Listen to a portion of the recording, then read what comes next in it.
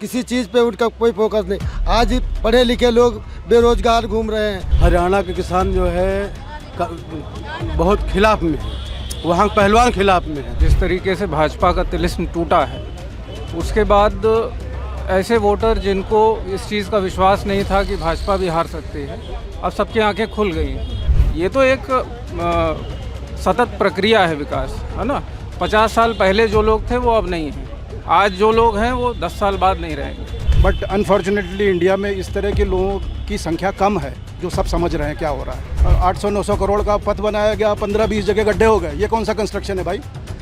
तो जो लोग चोरी कर रहा है उन लोगों को क्यों नहीं पकड़ा जा रहा है? इससे पहले आप देखिए इतने बड़े बड़े आंदोलन होते थे। पुलिस का काम है व्यवस्था, लोगों को बोलने से रोकना नहीं। तो भाजपा जो है उनका ये काम है कि लोगों की आवाज़ को दबाना और अपनी आवाज़ को जनता के बीच में थोपना। नमस्कार, मैं हयात अब्बास और आप देख रहे हैं 4 PM न्यूज़ नेटवर्क। चुनाव विधानसभा की बात करूं तो जम्मू कश्मीर में पहला चरण आज हो गया है। लोगों के बीच क्या चर्चाएं हैं, अपने आप में हरियाणा भी एक बड़ा सवाल बना हुआ है, नाक का सवाल बना हुआ है भारतीय जनता पार्टी के लिए। और लोगों के बीच इस विधानसभा चुनाव को लेकर क्या कुछ चर्चाएं हैं, कैसे देख रहे हैं लोग? सर, क्या नाम है आपका? हम धर्मराज बहलिया हैं, जिला कांग्रेस कमेटी के महासचिव। खैर, वो मुझे ये बताइए कि जम्मू कश्मीर में पहला चरण हो गया है, जो हरियाणा में है चुनाव, कैसे देख रहे हैं इन चुनावों में? बीजेपी एक तरफ है, एक तरफ कांग्रेस, किसका पलड़ा भारी रहेगा? कांग्रेस का पलड़ा दोनों जगह पे भारी है, क्योंकि हमारे नेता राहुल गांधी जी ने जो अपना विजन देश को दिया है उसके तहत कांग्रेस की सरकार बनेगी। हरियाणा में तो हमारी 2/3 बहुमत की सरकार बनने जा रही है और कश्मीर में हमारा गठबंधन जीतेगा, यानी इंडिया गठबंधन जीतेगा, हमारी वहाँ सरकार बनेगी। क्या लगता है लोगों के मुद्दे क्या हैं इस चुनावों में? क्या लोग सोच रहे हैं और क्या जो वादे किए गए थे भारतीय जनता पार्टी की तरफ से वो पूरे हुए? बिल्कुल नहीं हुए, सारे जुमले निकले। इसलिए कि न बेरोजगारी पे कोई चर्चा उनकी है, न कोई रोजगार पे है, न शिक्षा पे है, न किसी चीज़ पे उनका कोई फोकस नहीं। आज पढ़े लिखे लोग बेरोजगार घूम रहे हैं, उनको कहीं से कोई सिस्टम नहीं रहा। आज महिला उत्पीड़न बहुत हो रहा है। अभी हमारे यहाँ देखिए, एक रायबरेली में अर्जुन पासी जी की हत्या कर दी गई, एक अभी आजमगढ़ में मंगेश यादव जी की पुलिस के द्वारा हत्या कर दी गई। वो तो कह रहे वो अपराधी है और अब समाजवादी पार्टी भी जाति देखने लगी है, जबकि जो विपक्ष है वो कह रहा है जाति विशेष का इनकाउंटर किया है। जाति विशेष का तो बिल्कुल इनकाउंटर किया ही जा रहा है। एससी समाज के लोगों को प्रताड़ित ही किया जा रहा है, जो कि उनको कहीं कोई व्यवस्था नहीं, कोई सुरक्षा नहीं। आज शिक्षा भी प्राइवेट हो गई है। लोग छोटे छोटे गरीब घर के किसान लोग जो है कहीं शिक्षा के लायक नहीं है, क्योंकि उनको स्कूल में एडमिशन ही नहीं मिल पा रहा है। हरियाणा किसानों के लिए जाना जाने वाला है प्रदेश। क्या लगता है हरियाणा में क्या किसान इस बार बीजेपी का साथ देंगे या फिर सुपड़ा साफ हो जाएगा? क्योंकि लगातार जो किसानों की नाराज़गी है वो बनी रही है। नहीं, सुपड़ा साथ होना तय है। लगातार धरना चल रहा है, लोग बॉर्डर पे बैठे हुए हैं। हरियाणा के किसान जो है बहुत खिलाफ में है, वहाँ पहलवान खिलाफ में है, काफ़ी उत्पीड़न किया जा रहा है उनका जो है। अभी आप देखा, आपने जो महिला पहलवानें थी वो कांग्रेस पार्टी में आ गई हैं और सब लोग भी जुड़ रहे हुए हैं, इसलिए कांग्रेस वहाँ यानी कि विनेश फोगाट की मौजूदगी बहुत। अच्छा, क्या नाम है? वैभव मिश्रा। मिश्रा जी, ये बताइए कि युवा के तौर पर कैसे देख रहे हैं इन विधानसभा चुनावों को? और एक तरफ भारतीय जनता पार्टी दावे कर रही है कि रोज़गार दिए हैं, सारी मुश्किलें दूर हो गई हैं, अच्छे दिन आ गए हैं। देखिए, लोकसभा चुनाव में जिस तरीके से भाजपा का तिलिस्म टूटा है, उसके बाद ऐसे वोटर जिनको इस चीज़ का विश्वास नहीं था कि भाजपा भी हार सकती है, अब सबकी आंखें खुल गई हैं। जनता ने जिस तरह का जनादेश दिया है वो बदलाव का जनादेश है, और लोगों के मन पे अब सोचने के लिए मजबूर किया है वोटर्स को कि जनता ने ऐसा जनादेश क्यों दिया है। अब हमारे पक्ष में हवा चलने लगी है और इसका जो है परिणाम आपको हरियाणा और जम्मू कश्मीर में दिखाई पड़ेगा। आपने कहा जनता जागरूक हो गई है, जनता बदलाव चाहती है। एक तरफ बीजेपी ये दावा करती है कि 50 सालों तक के कांग्रेस ने लूटा देश को और हमने 10 सालों में बनाया। उन्होंने नहीं लूटा, लूटा ना। कोई ये दावा नहीं कर सकता कि हमने लूटा या उन्होंने नहीं लूटा।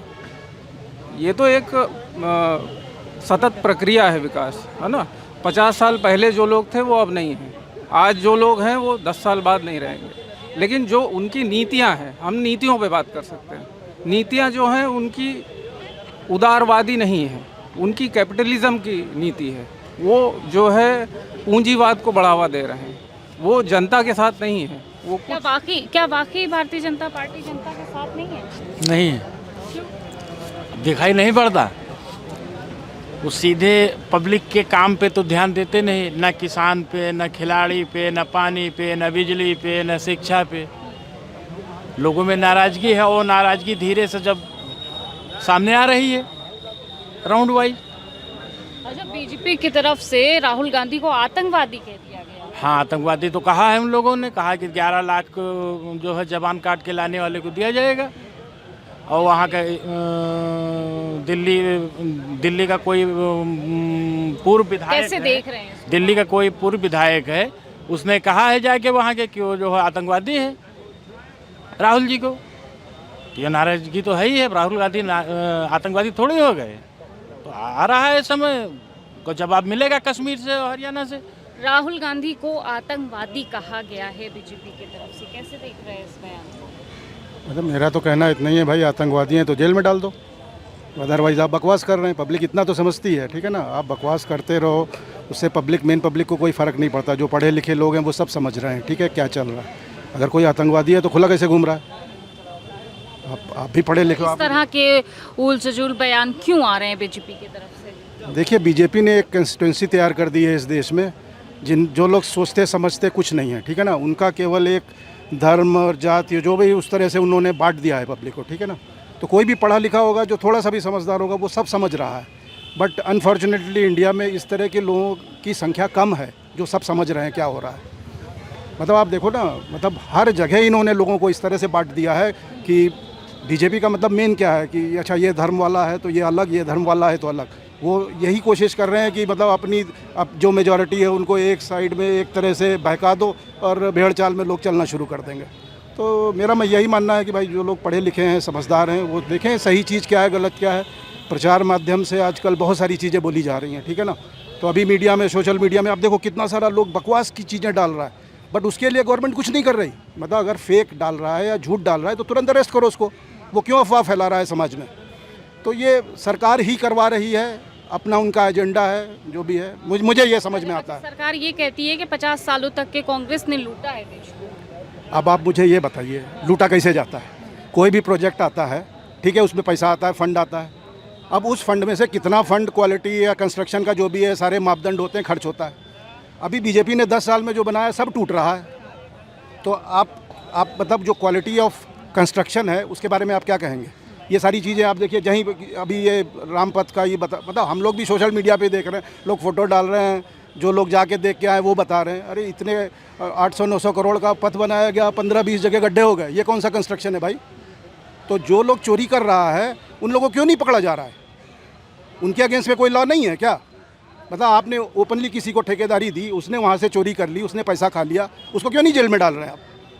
आम पब्लिक इधर प्रोटेस्ट करने आएगा तो साला हजारों में पुलिस खड़ा हो जाएगा, ये वो सिंपल सी चीज़ के लिए। पब्लिक के बीच क्या चर्चाएं हैं, क्या मुद्दे हैं, मेन मुद्दे क्या हैं जो बीजेपी कहीं ना कहीं नज़रअंदाज कर रही है? लोगों को भी ऐसा लग रहा है। देखिए, मेरी समझ से जो मेन मुद्दा है आज की डेट में पब्लिक का, सबसे बड़ा मुद्दा है एजुकेशन। जो भी पढ़ना लिखना चाहता है उसके लिए एजुकेशन बहुत ज़्यादा कॉस्टली कर दी है, ठीक है। और दूसरा जो ये मुद्दा चल रहा है कि किसी को अपनी आवाज़ न उठाने दो, ये सबसे बड़ी चीज़ है। मतलब एक लोकतंत्र में आप अगर किसी को आवाज़ नहीं उठाने देंगे, उसकी आवाज़ दबा देंगे, फोर्स यूज़ करेंगे आवाज़ दबाने के लिए। इससे पहले तो नहीं होता था। इससे पहले आप देखिए इतने बड़े बड़े आंदोलन होते थे। पुलिस का काम है व्यवस्था, लोगों को बोलने से रोकना नहीं। आप समझ रहे हैं? पुलिस का काम ये नहीं है कि कोई कुछ बोल दे सरकार के अगेंस्ट में तो उसको 4 डंडे मार के जेल में बंद कर दो। पुलिस का काम ये नहीं है। बोलने का हक सबको है। बोलने का हक मतलब एक आदमी राहुल गांधी को आतंकवादी बोल देता है, उसको हक है।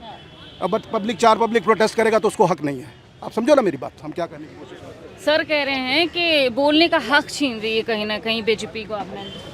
उनका कहना सही है कि भाजपा जब से आई है, किसी भी दल के नेता को, चाहे वो पार्लियामेंट में हो, चाहे वो रोड पे हो, पार्लियामेंट पे अगर उनके खिलाफ मतलब देश के हित के लिए कोई नेता बात करता है, उसकी सदस्यता छीन ली जाती है। बाहर कोई धरना प्रदर्शन, ये आदमी का संवैधानिक अधिकार है, अगर वो करता है तो 20 मुकदमे लाद दिए जा रहे हैं।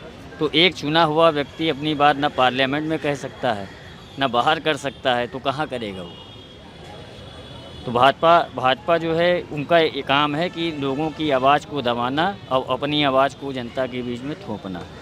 बिल्कुल, तो लोगों में देखिए इसलिए भी गुस्सा है क्योंकि कहीं ना कहीं साफ जाहिर हो रहा है, लोगों को भी लग रहा है कि बीजेपी कहीं ना कहीं आम लोगों की, आम जनमानस की आवाज़ को दबाने की कोशिश कर रही है। इसीलिए लोगों में आक्रोश बढ़ रहा है क्योंकि मुद्दों से बहका कर सिर्फ धर्म और जाति की राजनीति करना चाहती है बीजेपी, और लोग अपने मुद्दों की बात रखना चाहते हैं और ऐसी सरकार लाना चाहते हैं जो उनके मुद्दे की बात कर सके। और इस समय वर्तमान समय की मैं बात करूं तो सबसे बड़ा मुद्दा महंगाई, बेरोजगारी और शिक्षा बना हुआ है लोगों के बीच। फिलहाल क्या कुछ होगा जिन राज्यों में विधानसभा चुनाव है, ये तो आने वाला टाइम ही बताएगा। तमाम इसी तरह के अपडेट के लिए 4 PM देखते रहिए। कैमरा पर्सन सत्यनारायण के साथ मैं हयात अब्बास, 4 PM न्यूज़ नेटवर्क।